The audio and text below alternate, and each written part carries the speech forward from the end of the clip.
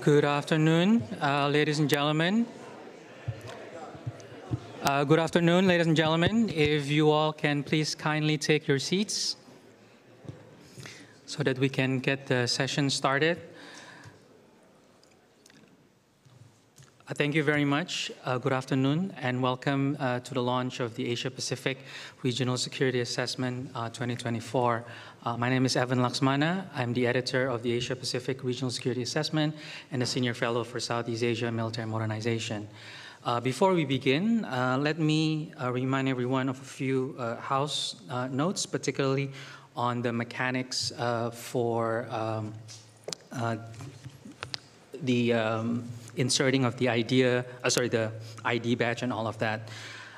If you're seated behind the microphone, please insert your name badge so that it shows up your name. And if you wish to speak, press the speak button there on the right. It will put you here on the list, and then I will then select from this list here to then allow you to speak. So when you put in the first button to speak, it's not automatic that you will speak. It's just a way to put in your question into the queue. All right. So with that brief housekeeping out of the way, let me just say thank you again that this launch of APRSA is not just the launch of APRSA, but it's also a curtain raiser to preview some of the debates, some of the key conversations, and what we hope to be a very key, insightful dialogue over the next few days, both at the plenary as well as at the simultaneous special sessions. So as I'm sure you all have seen the hard copies for the APRSA, if you haven't received your hard copies, there will still be some left available at the summit desk. If not, we have all of the PDF and online version of APRSA available at our website as well. As always, APRSA has tried to focus on the key strategic and security challenges facing the region. As we celebrate our 10th year anniversary, as we move into the second decade of APRSA, we've kind of introduced a few different tweaks and improvements and innovation for APRSA. This year, for the first time, and moving forward, we will have what we call a special topic chapter, where there's a deeper dive of a particular set of issues written by a team of IISS experts to provide the most authoritative assessment of that particular topic. And we will also make sure that there's a good balance between a key focus on geographical a set of security challenges as well as thematic across the region security challenges. If you have any more questions about the APRSA and others, I'll be happy to discuss it as we go. But that aside, before we begin, let me just say that the way that we try to design the launch itself this year is a little bit different as well, that we want to make it a bit more conversational, and we want to make it more about the dialogue as well. So rather than start with the APRSA itself, let me start with the dialogue. And with me today, we have 4 of the panelists who are also key contributors to each of the key chapters that you see at the APRSA. We have Morgan Michaels, the research fellow for Southeast Asian politics and foreign policy. We have Julia Vu, the senior fellow for cyber power and future conflict. Mayan Owens, senior fellow for Chinese defense and military policies. And Viraj, research fellow for South Asia. Let me start by asking all the speakers, and then I'll call on each of you sequentially. Which plenary and special sessions should the attendees look out for? Are there a particular set of debates and interests and issues at those special sessions that you think people should pay attention to? Maya, let me start with you. Thanks very much, Evan, and hello to everybody.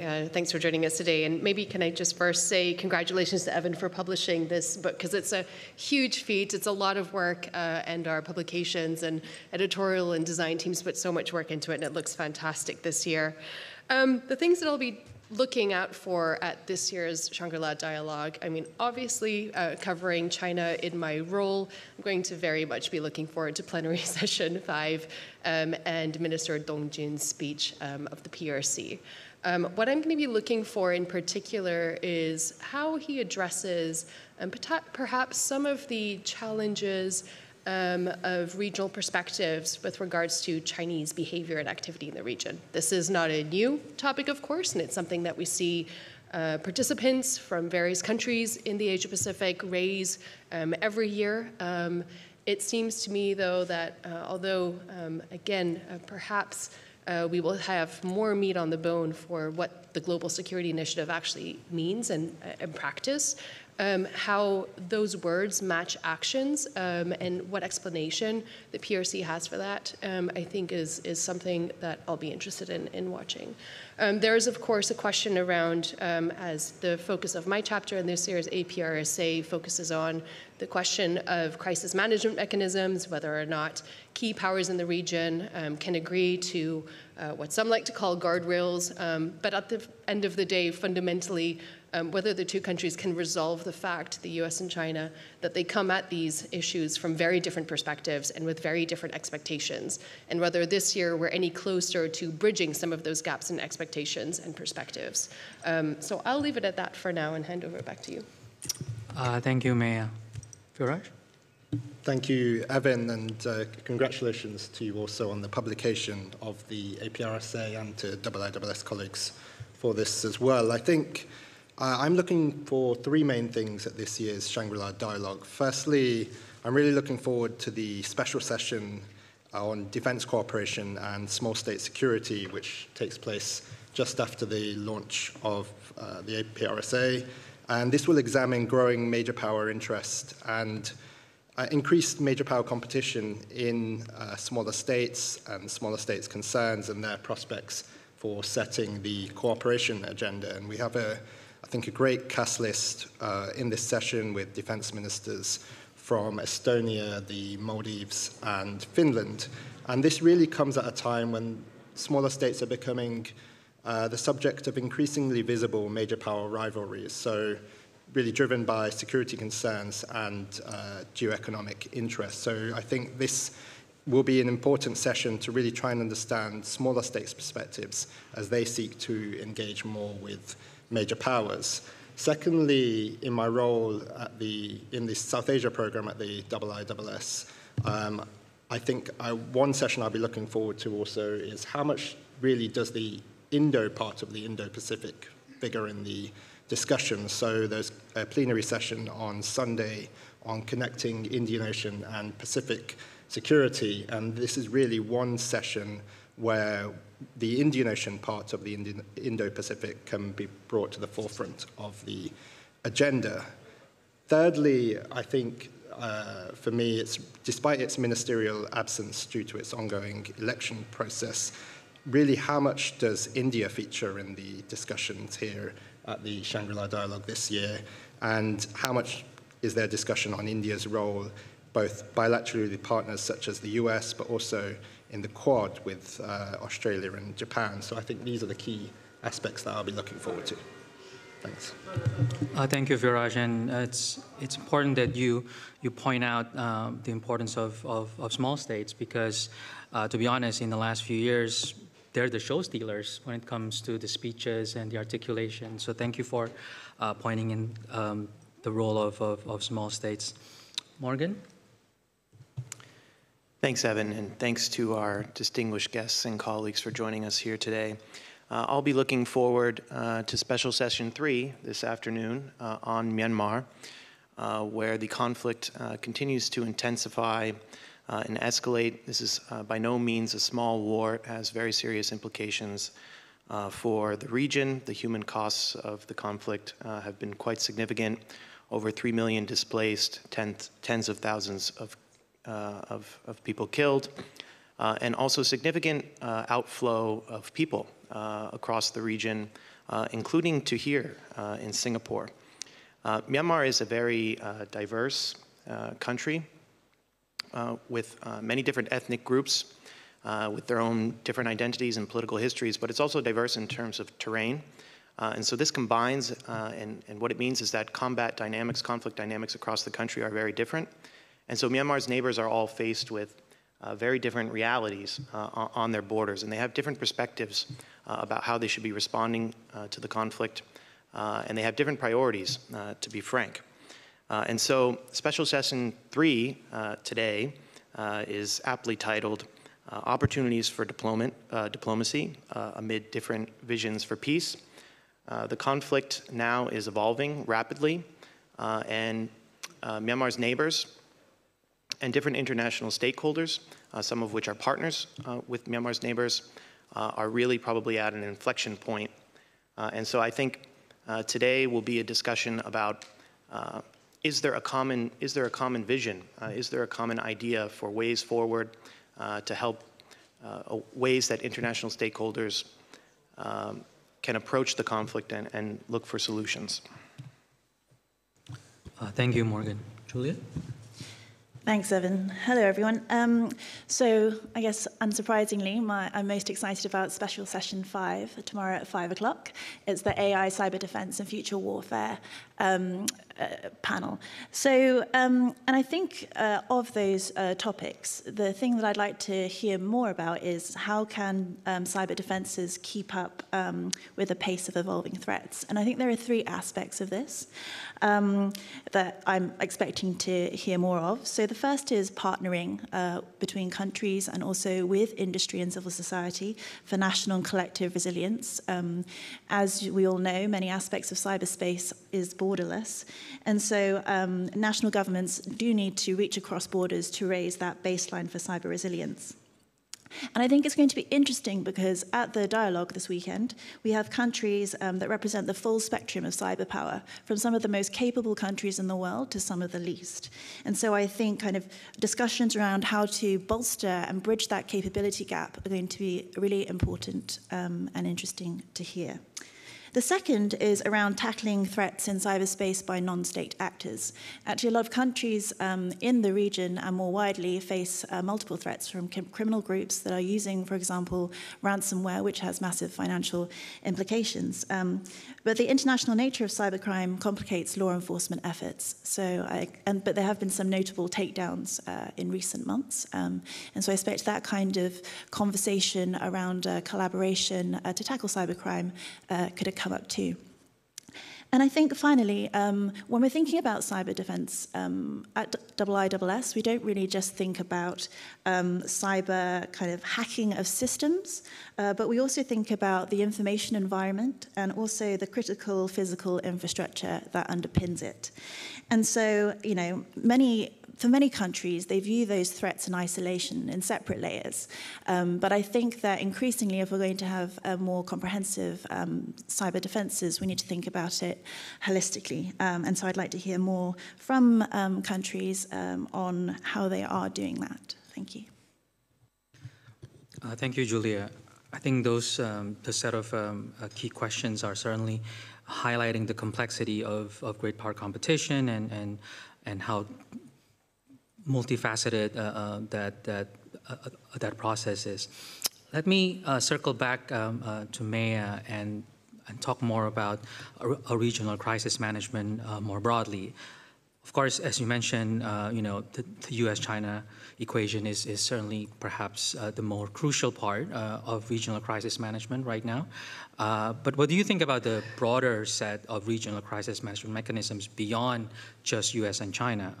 Could you talk more about that? Have they been effective? What should we be paying attention for? Because I think this is also a key focus of your APRSA chapter. Maya? That's right. Thanks, Evan. So you're absolutely right to say that it's important to look beyond just the U.S. and China, and also what the U.S. and China, of course, have agreed with each other, as well as what the U.S. and the PRC agree in terms of mechanisms with third parties in a minilateral or a multilateral setting, or even in a bilateral setting.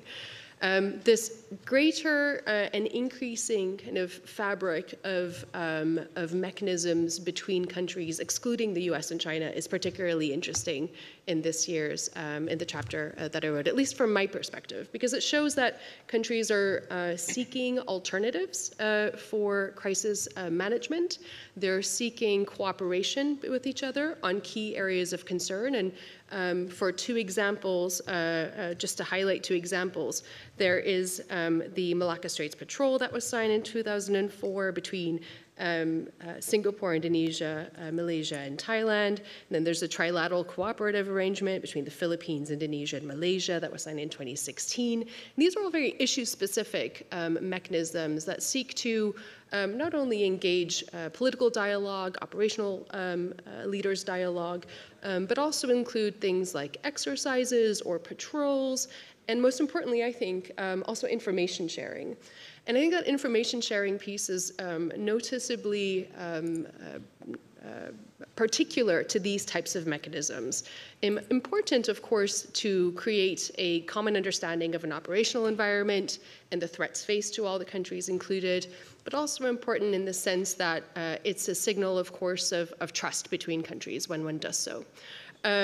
What's particularly interesting, I think, is again, that they're limited to specific issues, things like anti-piracy, illegal fishing, so on and so forth, crisis, conflict, environmental challenges, HIDR, those types of concerns.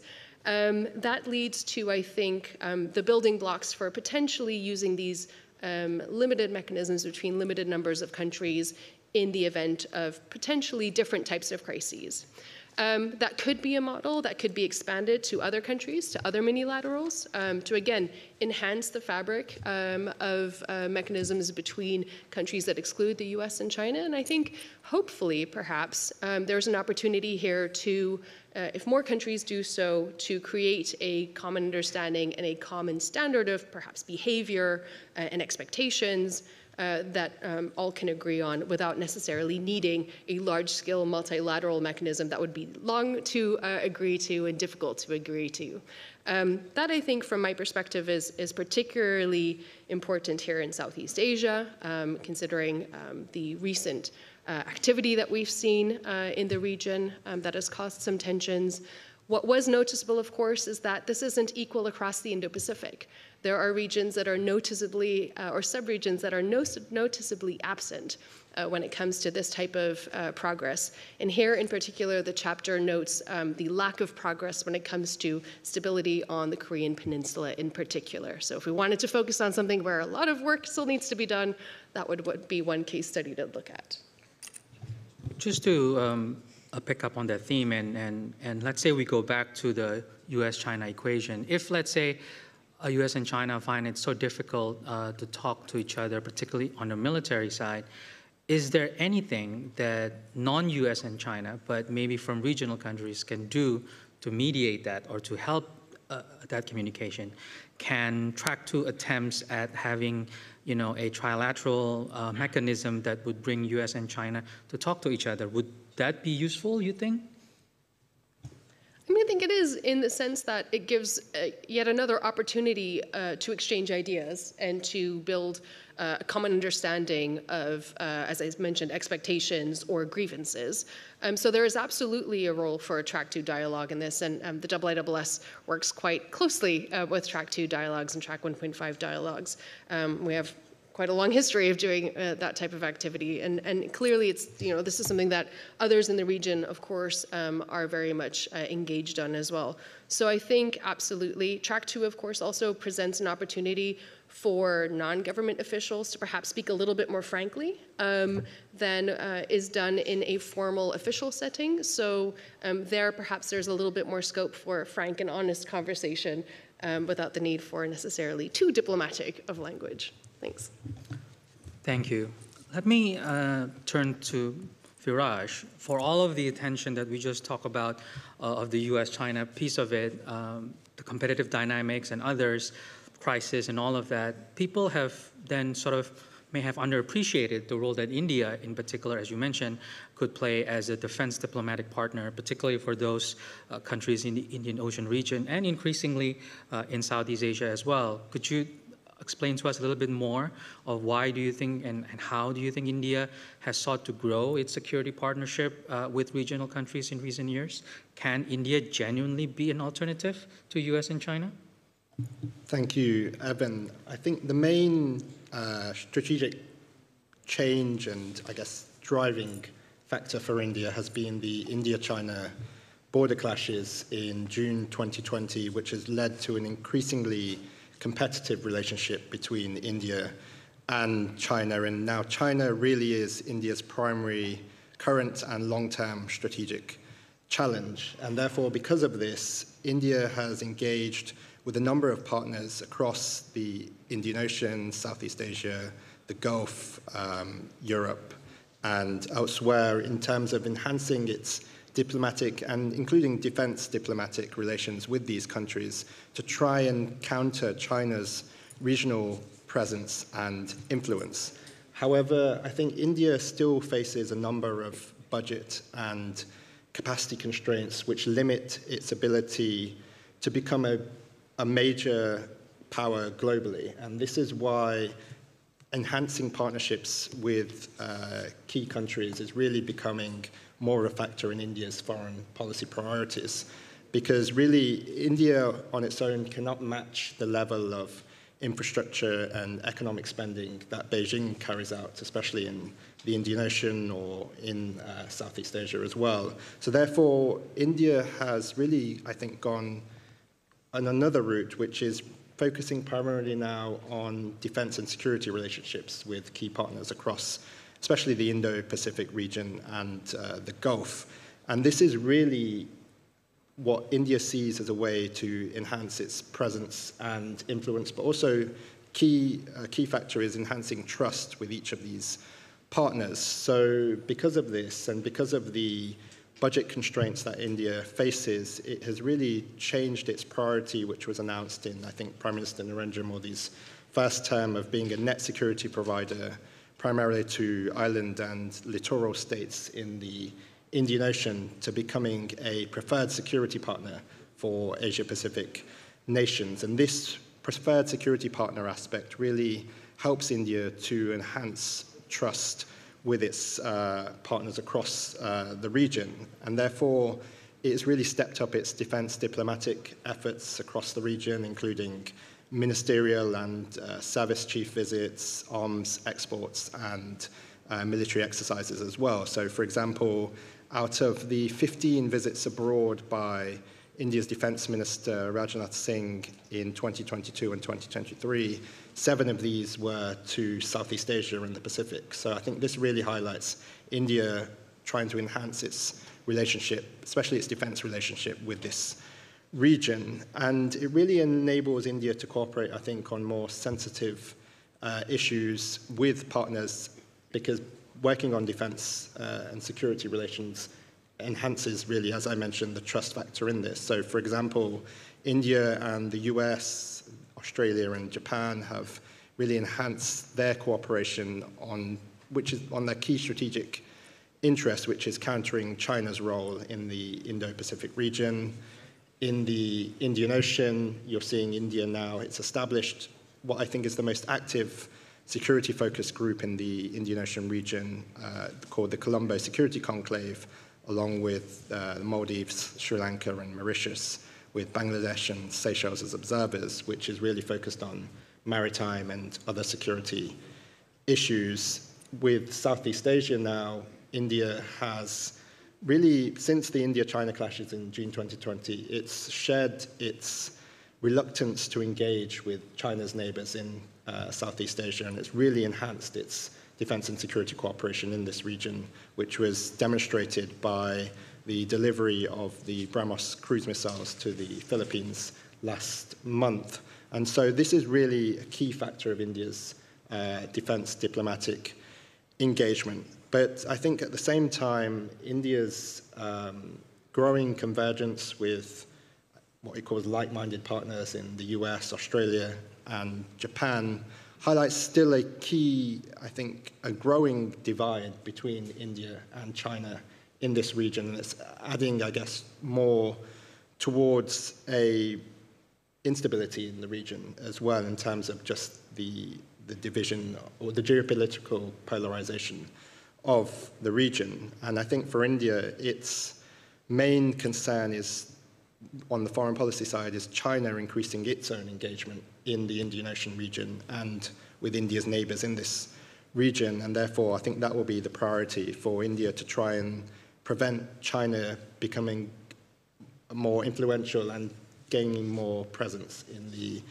Indian Ocean region. And to do this, it really has to become the preferred security partner of its neighbors, which I don't think it is currently yet, because of changes of government and other factors going on in the Indian Ocean region.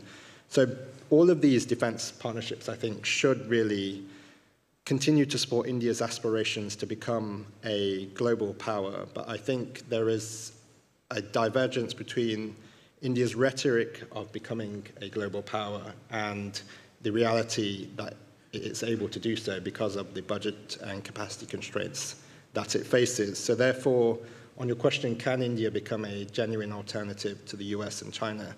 I think this is still in progress. India would like to become, I think, its own pole in the global order, but for the foreseeable future, India's focus, foreign policy focus, will remain becoming the predominant power in the Indian Ocean region, and then more broadly, the wider Indo-Pacific region.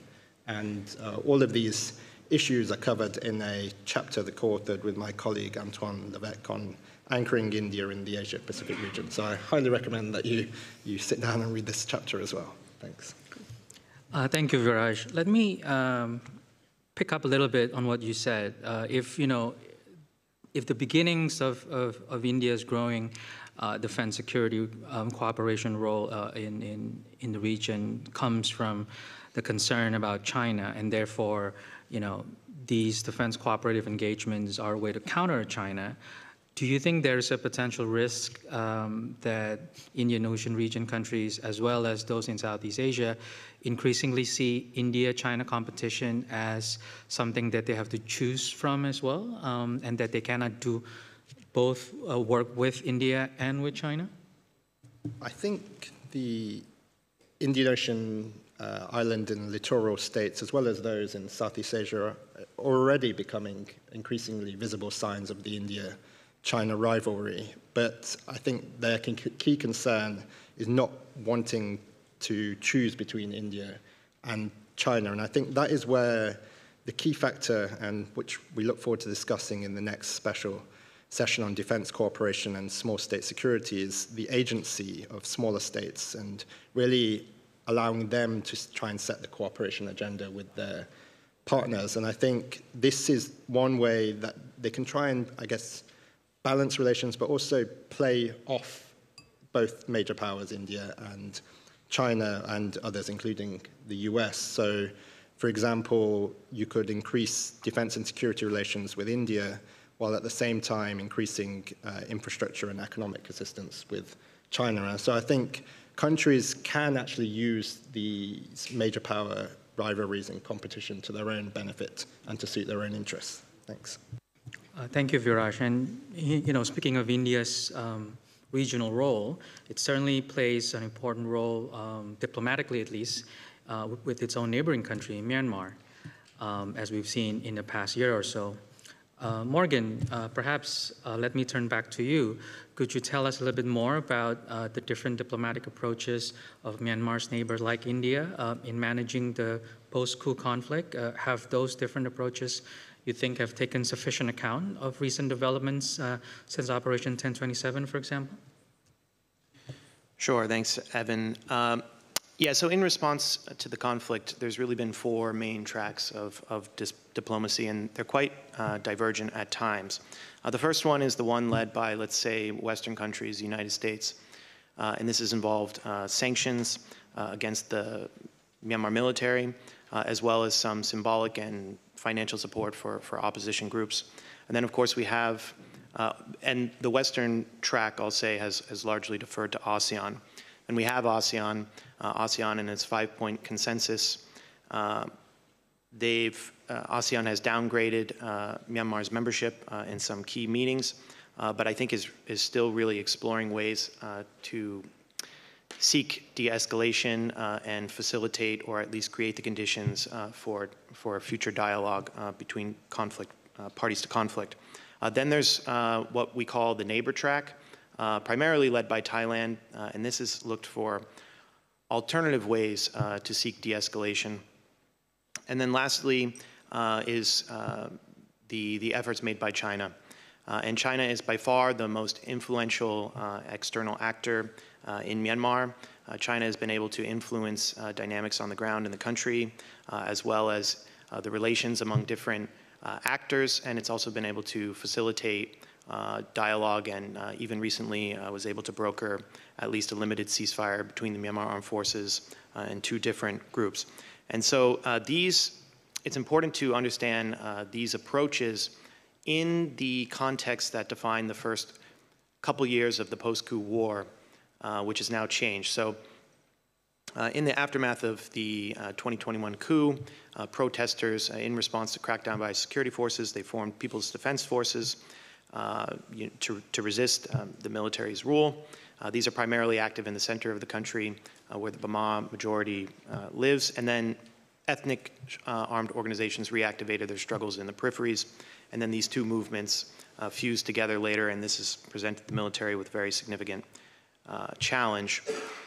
But for the first couple of years, it was really more of a stalemate. The military was not able to prevent the proliferation of new armed groups or to really stamp out armed resistance, but it was able to maintain its foothold in the peripheries, at least. But as you mentioned, Operation 1027, which was about 6 months ago, this was led by the Brotherhood Alliance. 3 very powerful ethnic armed organizations have expelled the military from swaths of territory in the borderlands. This inspired attacks by other opposition groups across the country, and so finally we've seen the military begin to recede from the peripheries. And in the center of the country, now we have a very weak center, and then the emergence of what are in essence autonomous statelets beginning to form in the country. And so this has very significant implications for the neighboring countries, which are now dealing with non-state armed groups that are in control of the border and key trade routes and resources. And it also, and also for international stakeholders, for example, the United States, that is interested in seeing a de-escalation, seeing a resolution to the conflict. There are a lot of different actors that will need to be engaged as the balance of power has really shifted in the country. And I think it's really still up in the air. A lot of stakeholders are kind of struggling to make sense of what's happened and are confronted with the possibility that the Myanmar Armed Forces could collapse. And what would that mean for the country? How should we engage new actors? Which ones should we engage more than others? So I think, in general, Myanmar policy is really at a crossroads. Thank you, Morgan. It's certainly not been less complicated, right, since 1027. But you think with more complexity to the conflict, at a time when we still deal with global crises and conflicts in Europe and the Middle East, do you think there's a risk that the Myanmar conflict will be even more drowned out from the attention of the public and various regional stakeholders? I think that's a risk. I think that's always been a risk in Myanmar. One of the reasons is, in relative terms, the conflict has been, over the past 75 years, the world's longest continuously running internal armed conflict. In many ways, the consequences have been contained within Myanmar. Refugee outflows in Myanmar relative to other major conflicts have been limited if you look at between the military and ethnic armed organizations. Of course, the Rohingya crisis involved the movement of about 740,000 Rohingya out of the country, but that is the event that really captured international attention. So that is certainly the risk with Myanmar, but I think what international stakeholders should realize is that this is not guaranteed anymore. During COVID, we saw the rapid rise of scam centers across the country. Myanmar is the largest producer of methamphetamine. I believe it's now assumed the #1 spot for opium production. So just because the conflict has been relatively isolated doesn't mean that it will continue to be for a long time. And so if international stakeholders kind of just make this assumption, then they could be unpleasantly surprised in the future if the conflict evolves in sudden or drastic ways. Thank you, Morgan. I mean, certainly, as you said, it will keep potentially surprising. And of course, the complexity of the Myanmar landscape gets even murkier when we consider the fact that disinformation campaigns have also made things much harder to understand about what's happening on the ground, whether it's about the Rohingya or other instances of violence across the country. Let me switch a little bit to Julia on disinformation. Julia, you noted the debate on the special session on AI, but could you talk us through a bit more on China in particular and how it engages in disinformation campaign across Asia, as you've written for the chapter? How should we make sense of the challenge? Are they particularly good at doing this disinformation campaign? If they are, why? Thanks, Evan. So according to multiple reports, China has been actively using disinformation campaigns in the South China Sea to assert its territorial claims and influence public opinion regionally and globally. These campaigns often involve spreading narratives that favor China's historical claims over the contested waters, while discrediting the positions and activities of other nations, the US and the Philippines in particular. China has also used disinformation operations to discredit political leaders and to deter the Taiwanese electorate who may be supportive of Taiwan proclaiming independence. These disinformation operations are accompanied by the usual espionage for political gain, which pretty much all states conduct if they can, plus distributed denial of service attacks and hack and leak operations to further deter and discredit. But there are two things that I want to highlight here. And so one is, I think what is the thing that I'm primarily interested in, what we should all think about when we're thinking about the threats in cyberspace, is that it's crucial to acknowledge the constraints of what we know. You know, it's also not just us researchers who use the publicly available information, but there are also many countries who do not have good insight into the breadth of the activity. And so our understanding is shaped by a very little bit of information in terms of the range of actors and the range of targets. And therefore, the threat, I think, in the information space is likely across a much broader spectrum and global. And this, I think, is something that I want to highlight when we talk about disinformation. And I think one of the key challenges for countries when they're building their cyber resilience and societal resilience to information operations. And that's the last thing that I want to talk about, which is that my primary interest is understanding this activity so that we can think of possible models for enhancing societal resilience worldwide. And so it's not just useful to focus on one country, but to be more transparent and to highlight the activity of multiple countries in this space. That's not to minimize any of the aforementioned activity at all, but I think in the grander scheme of things, we should be thinking about how we can collectively build societal resilience to disinformation operations, as well as the large amount of terrible information that already exists in cyberspace that has actually no malicious intent behind it. And so I think, there are multiple solutions to this, and I think there are some countries in Europe and also in the region who have really been leading efforts around trying to build like a total defense and psychological resilience. And so I think there are specific actions that could be introduced depending on the threat that you're facing. And so this is going to include partnerships not just within and across government departments, but also with platforms where a lot of the information proliferates, obviously, and partnering with companies that have the technologies to detect and counter it. engaging with the experts who can understand the context of the disinformation to effectively debunk the false aspects of it. And also, I think one thing that's critical is disincentivizing disinformation for hire, and also addressing what I think is a gap when it comes to malicious actors using legitimate public relations firms and marketing firms to create content in order to carry out their disinformation operations. And finally, I think this is the really important one, but unfortunately it's a real slow burn, but promoting digital literacy across all ages of the population. Julia, is there a role, do you think, for regional institutions like ASEAN in this broader attempt at regional resilience?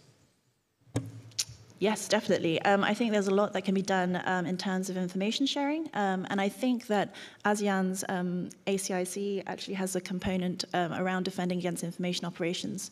I think the challenges there is actually just the burden of the resourcing falling to the most capable actors, and kind of questions around, I guess, different interpretations and approaches to the domestic information environment.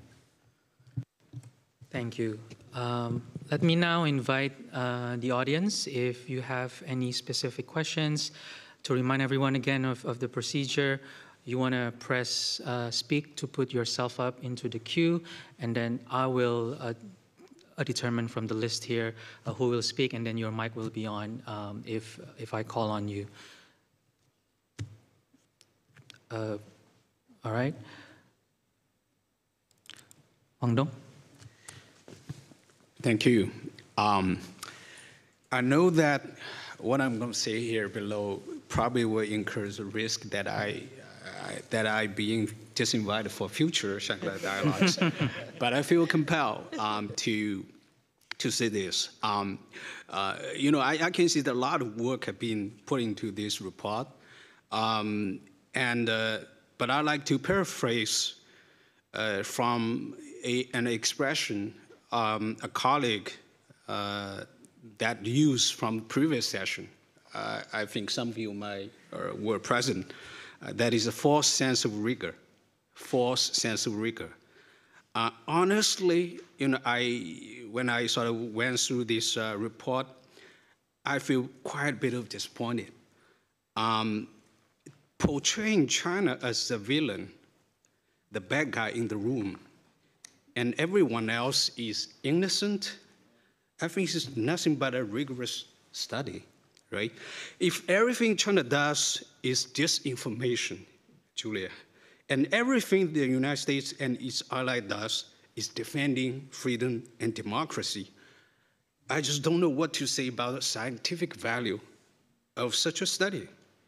I'm afraid this will significantly undermine the credibility of IISS as a prestigious leading think tank. Think about this.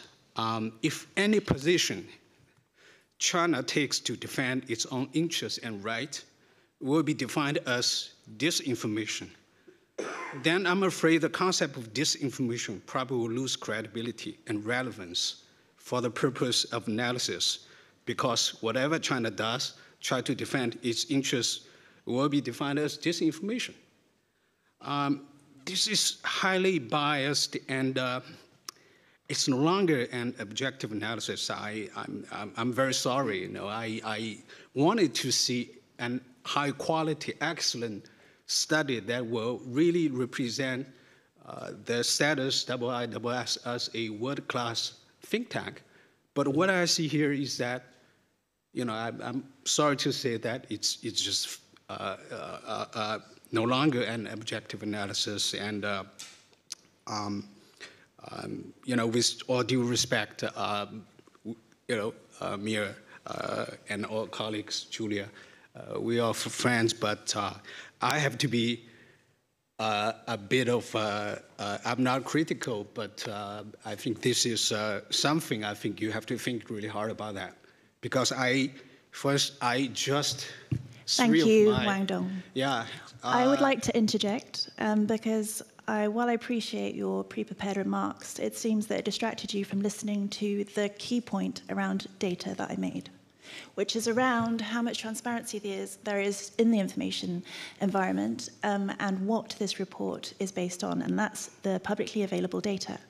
So I would agree with you, as I stated in my remarks, that gap in data exists, and I would invite other people to highlight other instances of these operations so that we can study them. I would agree that, and as I mentioned in my remarks, that information operations are not just conducted by China, but conducted by a range of actors. And so I think there actually could be a conversation as we recognize that increasing numbers of countries and non-state actors are conducting cyber operations and information operations, and this is already happening in the cyber operations space, is what is acceptable? What are the norms? What is responsible? What is irresponsible? Thank you. So I wish you could follow up with another new chapter on the United States, for instance. Thank you for that suggestion, Wang Dong. I mean, certainly, I can tell you for sure, we will not stop inviting you. We do not do that here. And in fact, we welcome your suggestions. And your next point about if the United States should be the next topic, I absolutely will take that on board. So thank you. Bill Emmett. Thank you, Evan, and thank you to all the panel. My question was also about disinformation, but a different one. It was just to ask Julia and perhaps Maya, if she thought appropriate, what your evaluation is of what can or cannot be learned from Taiwan's experience and activities in this field. As outsiders, we can sometimes have a sense that they're very advanced, but also they have a particularly already resilient society, if you like, pre-prepared societal resilience. But I wonder if you could say how you see it as having worked around the January elections, for example. Cool, thanks, Bill. So I think the general consensus is that a disinformation operation in isolation is not going to have an effect. And I think that's, but also, I should also caveat this with a lot more studies, I think, need to be done to assess the impact of disinformation campaigns. And I think, when it comes to the elections in January, there have been some reports to suggest that it did have an effect in moving those that may have would have been supportive of independence to more be happy with the status quo. And so I think that it is something that we just need a lot more data on to understand. And I think there's a very particular, each country is going to have their own kind of social divides and histories and the kind of, and digital literacy levels and critical thinking. So I think it's going to be really important to look at multiple case studies when we're thinking about whether or not they are effective and how to build resilience. Sure, I'll just add something. Completely agree with Julia on this, but I think one thing that I've seen in Taiwan work quite successfully is not just centrally driven initiatives to build resilience in the information space, but also the level of activity by NGOs, for example, and how they work to build resilience. And there's lots of little case studies of small groupings who are active in, for example, creating apps where the elderly can, for example, check whether what they're receiving in a line message is correct, factually correct or not. I think these types of small case studies, as Julia mentioned, point to different parts of society that might need different tools to understand the information that they're receiving more accurately. And that's something that certainly we can learn from in the West moving forward as well.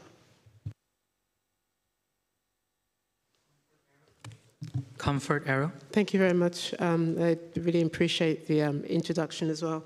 On Myanmar, I mean, I think your analysis is spot on, but I just wanted to get a sense of what your reading is going forward. I mean, I agree with you on the fragmentation, but do you expect to see a sort of chaotic intergroup violence that may lead to a sort of like post-Balkan type situation?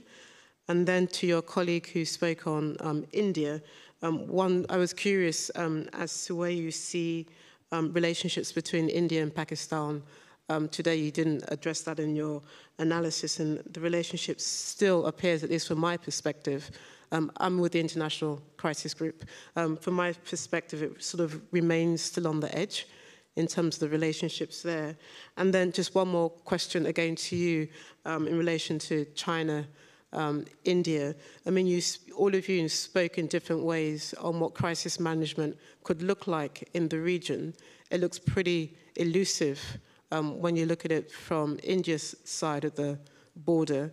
But what could crisis management look like between India and China on the border today? Thank you. Thanks a lot. I think in terms of the question about a chaotic center, there are kind of two broad dynamics that we need to look at. The first is what could happen to the Myanmar Armed Forces if the Myanmar Armed Forces were to collapse or to break apart into different factions and then co-opt different nationalist elements, especially the militias that are very active across the center of the country. Then that could certainly be a very chaotic and violent situation. I think probably what the main thrust of the question is whether or not these kind of different ethnic armed organizations and different opposition groups would brush up against each other and come into contact or conflict with one another. I've seen the report from ICG out last night. I think the risks are certainly there. What's happened in Rakhine recently is quite alarming. After the Arakan army managed to expel the Myanmar military from most of the theater, conflict involving the Rohingya escalated very quickly, and there's been tens of thousands of Rohingya displaced, and there is emerging evidence that new crimes have been committed against the Rohingya. So there are indications of this possibility, but it's certainly not guaranteed. Different ethnic armed organizations have long histories of negotiating with one another over territorial disputes, and I think that is not the future that different groups envision or want, but the risks are there and they need to be taken very seriously, and possibly international stakeholders could also recognize that and help mediation and dialogue, not only thinking about between the Myanmar Armed Forces and opposition groups, but among opposition groups. Thank you for your questions on India. On India and Pakistan, that has been a conflictual relationship, especially since the Pulwama Balakot incident between the two sides in February 2019, and then relations really deteriorated following India's revocation of Article 370 of its constitution in August 2019.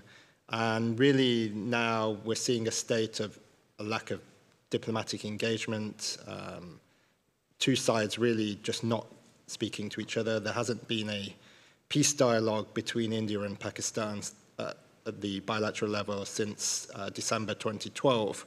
But I think when we're looking forward, this year we have, I think there is room for optimism on the India-Pakistan relationship, because we have, for the first time, due to differing factors, both India and Pakistan having an election cycle which falls in the same year. So we had a new government in Pakistan in February, and we'll have a new government in India on the 4th of June. So I think this could lead to a way forward or some progress in the India-Pakistan relationship. So that is something that we at the IISS will continue to look out for. And on the India-China crisis management side, and I think my colleague may add to this as well, but there are a number of crisis management mechanisms already at the moment. At the senior official military officer level, there have been a number of talks on the border. These really haven't amounted to anything, but the fact that they exist, I think, is still a significant aspect of the India-China border relationship. But then at the higher levels of government, there has been defense ministerial talks, including during the COVID period, between the Indian defense minister and the Chinese defense minister. The Indian foreign minister, Jaishankar, has met his counterpart on a number of occasions. And there have been a small number, but there have been interactions between Prime Minister Modi and President Xi. So that, I think, is key in terms of it has to be a top-down approach. And we have, due to a number of factors, not had a structured, I guess, bilateral dialogue between Prime Minister Modi and President Xi since the India-China clashes in June 2020. So I think that is one aspect to look forward to when the new Indian government takes place, is how does the India-China relationship change? Does this relationship become more conflictual, or does it become more cooperative? And is there more of a willingness from India and China to engage with one another? So I think that is what the IISS will be looking out for as well. And this crisis management also not only has to be government to government, but can be through experts and officials, and including in a Track 1.5 format. And I think this is what we at the IISS are looking to as well, is really trying to see how to move forward in the India-China relationship. Thanks. There's nothing much to add there, actually, Viraj, but maybe just to point you to page 60 in the book, and you can see a diagram of all of the different bilateral mechanisms, including between the PRC and India, if that's helpful for you. Thank you. Thank you. David Rising. Yes, hi, thanks. It's nice to see all of you in person after wasting so much of your time on the phone over the years. I have a question for Maya. I know you said that we need to look beyond China and the U.S. relationship, but I wanted to ask about the China and U.S. relationship. The military-to-military and defense dialogue has collapsed, and they've been slowly rebuilding this. Just before this meeting today, the defense ministers of both countries met for more than an hour here and talked, among other things, about reestablishing a direct contact between military commanders in the Indo-Pacific region. I'm just wondering if you can assess where we are now with in general, but with what they've managed to restore, how important it is, and how important specifically the ability of the military commanders to talk with one another is. Thank you. I did my best to try to move away from just the U.S.-China focus, but that's okay. No, it's a great question. Look, I think what we're building towards is still kind of tactical changes in the relationship that hopefully will have an impact on reducing tensions between the two countries. But I don't think we should take them as strategic signals of change in the direction in U.S.-China relations. So they are going to have a limited value in that sense. But talking is the minimum. That is the absolute basics of what we should expect of two great powers. So in that sense, the fact that the two have met, including in a recent dialogue where they, if I'm not mistaken, discussed perhaps updating queues in certain ways, those are steps that actually are important and have an impact, where you see agreements between the two, even if don't necessarily know the exact details of what was changed and agreed to, the fact that they're talking about practice and behavior at sea and how one might create understanding and address some of those concerns in a practical manner, I think is important. But when it comes to commander level talks, I think this is of course important and something that I know some would like to see, but we have to remember that there's a different political system in each of these two countries, and therefore the commanders don't necessarily operate in the same way or have the same level of political, the same level of ability to make decisions in the moment or respond. So here, I think the challenge is going to be if there is a a mechanism established between, for example, the commander of Indo-PACOM and the Eastern Theater Command of the PLA, whether or not the commander of the Eastern Theater Command of the PLA has the political leeway to respond in the moment, which is what you would hopefully want to come out of one of these types of mechanisms. That's a challenge that I think is going to perhaps will hopefully never have to be tested, but of course, something that we need to keep in mind at the end of the day. Thanks. Thank you. Andreas Aditya Salim. Thank you, Evan, for the opportunity. I'm quite curious about India, because certainly there are a lot of problems in the Bay of Bengal, and then I think at the moment there's a lot of expectation or hope to India as an alternative to bring peace to the region in Southeast Asia, for example. My question is how India will balance, in fixing problems in the Bay of Bengal, Indian Ocean, or more generally, because the regional governance there, maybe IORA, for example, is also not as strong as the maybe if you compare to the ASEAN as well, a lot of criticism upon ASEAN. So I'm just wondering what will be the priority, how you the strategy to balance and everything. Thank you. Thank you for your question. For India, it's involved in a number of different mechanisms in the Indian Ocean region and the Bay of Bengal. And I think the issue is, especially with the Indian Ocean region mechanisms, they each work in silos and they don't cooperate, and therefore there is a lack of effectiveness between these organizations. So India is a member of the Indian Ocean Rim Association, of the Indian Ocean Naval Symposium, and is a partner of the Indian Ocean Commission. So the Indian Ocean Rim Association and the Indian Ocean Commission are both based in Mauritius, based on the same street, but from what I've heard from speaking to people in these organizations, they don't speak to one another, which is remarkable, really, considering they're based on the same road in the same country. So that just shows that these groups are working in silos, and I don't think there has been a priority from India in engaging the Indian Ocean Rim Association, for example. It has engaged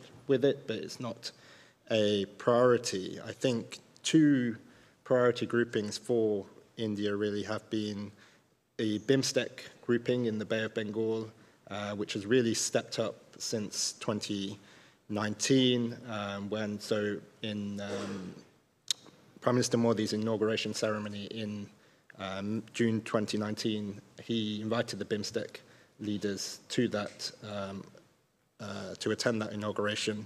And also, I think, as I mentioned before, has been the establishment of the Colombo Security Conclave, which is a national security advisor level grouping, but it allows India to engage with Maldives, Sri Lanka, Mauritius, plus Bangladesh and Seychelles. And I think this has really been a priority grouping for the Indian national security establishment. But that in itself has faced its own issues as well. At the 6th NSA level meeting in December of last year, the new Maldivian government declined to attend that meeting, and in the same time it was being held, the Maldivian vice president was in Beijing instead. So it shows that there are issues, I think, within each of these different groupings, and there isn't one standout grouping which is really working overly effectively. And that's why I think when India is looking across this region, I think the key now, a key issue, I think, for the Indian government is really how to ensure effective cooperation between each of these different dialogue mechanisms, because there's no point having an alphabet soup of different minilaterals or multilaterals if they're all working in silos and they're all doing sometimes the same thing, but they're not cooperating on this. So I think for not just for India, but for other regional governments as well. I think that is really a key factor of how do you ensure that each of these groupings do not just work in silos and actually do cooperate. And I hope that changes going forward. Ben Wirasina. Thank you, Benedict Wirasina from Malaysia. Yeah, my question is really to Morgan on the role of ASEAN chair, on the Myanmarese conflict. I think to their credit, we know that ASEAN chairs have worked really hard with Indonesia, a lot of groundwork in 2023, and then Laos in 2024, and in 2025, Malaysia, my home country, will ascend the ASEAN chairmanship. And we understand that a single year is just so limited to bring anything substantially impactful, and that's why they resorted to the Troika mechanism. So Morgan, in your opinion, what are your thoughts on the effectiveness of this Troika mechanism? What else can be done to empower ASEAN or the ASEAN chairs as an effective regional organization to bring change to Myanmar? Thank you. Thank you. That's quite the question. I think, you're certainly right. First of all, the learning curve when it comes to Myanmar is, very steep. The conflict has been going on for a very long time. There's been proliferation of actors. There are 100 of different actors now. And as I mentioned earlier, very different dynamics in different parts of the country. So I think just to take Indonesia's chair, for example, they spent a lot of time, put in a lot of work trying to understand and engage with everybody and understand perspectives. And so that groundwork was extremely valuable. And that was the major success of Indonesia's chair. And so I think there is an understanding that continuity and maintaining institutional knowledge is necessary, but again, I think it's up in the air about how that could be done. The Troika was one proposal. I think there's always room to continue efforts to ensure continuity between different countries, but it's also important to point out that no outside entity can just impose peace on Myanmar. It's really about laying the groundwork for when the parties to conflict, they decide that they're ready to come to the table, that international stakeholders have done the legwork to build a venue or a process that's ready to go when the time comes. Thank you. Bradley Lendon. Yeah, looking at the disparity in U.S. and Chinese military exercises in the region, the great statistics you point out in the report. With the U.S. having that large edge and it expected to even grow, is there really a chance for tensions to decrease when things are going on they seem to escalate? I guess I have to answer that since I'm the one who works on the military exercise part. I think what's interesting, first of all, is that yes, I think the statistics are clear on who has done more exercises with whom, over what issues. I think the US leads by a long shot, and certainly China is trying to move up, but certainly not anywhere close to catching up. But I think it's not the same measurement of importance, because I think US's need to have those international exercises with regional partners is much greater than it is for China to have one with its regional neighbors. I think the US can only plan for a war in Asia that requires allies and partners. China doesn't do allies, right? And so for China, it doesn't really matter how many international exercises it has, because it's not the main important measurement for its readiness. So I think that's one aspect. Second, so we look at those data from what we consider as regularly scheduled exercises. There are those that are unscheduled, and those are usually the one that creates more confusion, more tension, because of the location, because of the timing. And I think that's where some of these potential escalatory dynamics could come in. But even for those that are regularly scheduled, China often complains that if there's a growth in those exercises like Balikatan, like Talisman Saber, there's a concern that it raises regional tension as well. But the reverse argument can also be true, right? That the more the U.S. Improves its interoperability with regional partners and key allies, the more deterrence effect it could have on preventing a future conflict. So certainly, I think that debate is far from being settled. But the tricky part is the third point about those exercises is the multilateral aspect of exercises, which is which multilateral exercises are you a part of or not. The politics of exclusion or inclusion in a military exercise often becomes in itself a signal of escalation or not.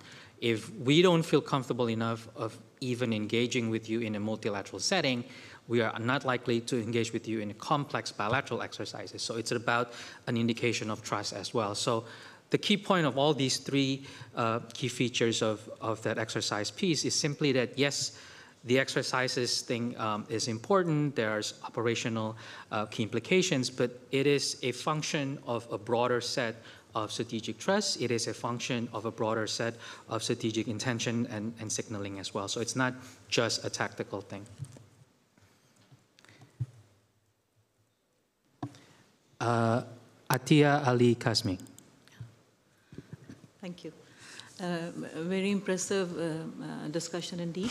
And I just, some things were mentioned about India's evolving and increasing role in this region and about its budgetary constraints. So I just wanted to ask the speaker to shine some more light that how this increasing role here would improve the balance of power in the region, particularly considering India's more than $130 billion trade with China, and also,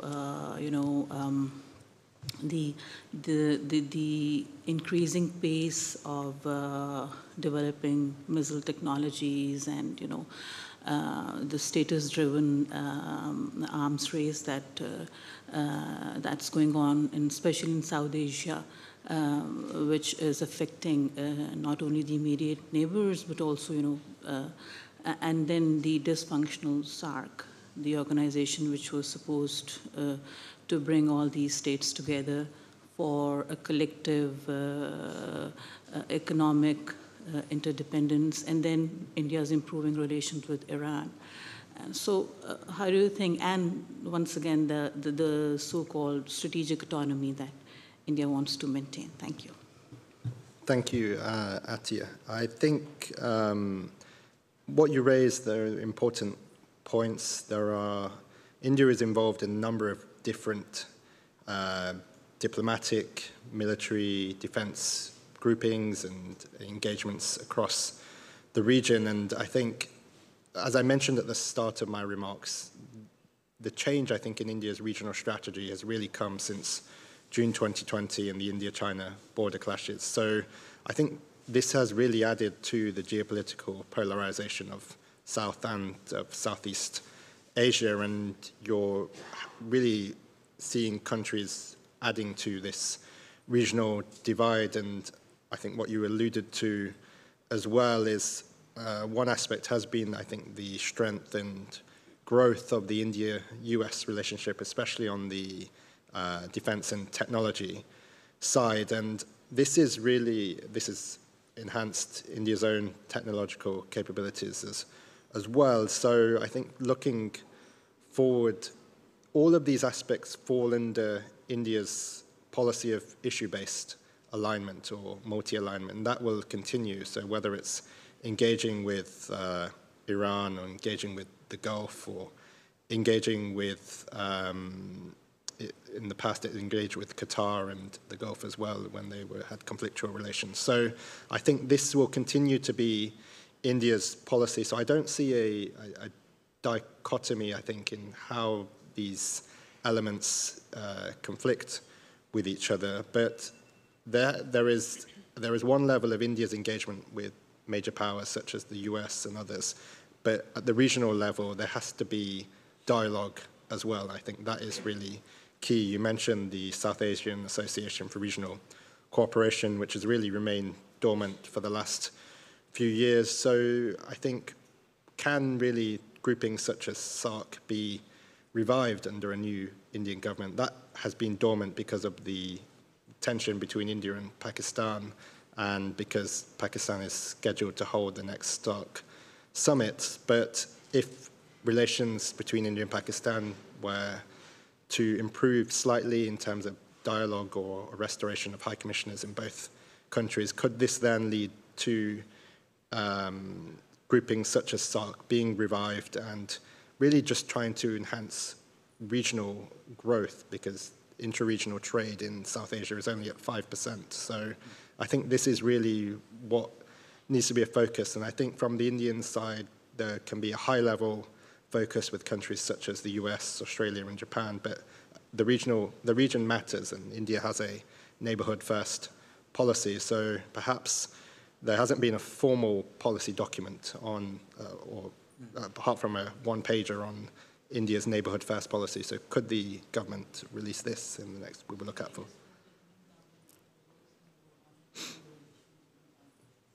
Yeah. Thank you again, Firaj. We are out of time. Let me first say thank you all for coming. I know it's been a long day, but second, let me say thank you again to the IISS team that produced the report. We have an excellent editorial team. I have wonderful colleagues to help write the report. And certainly, as you can see, we have 4 of the key authors here. So let me invite everyone to give a big round of applause to all of the authors.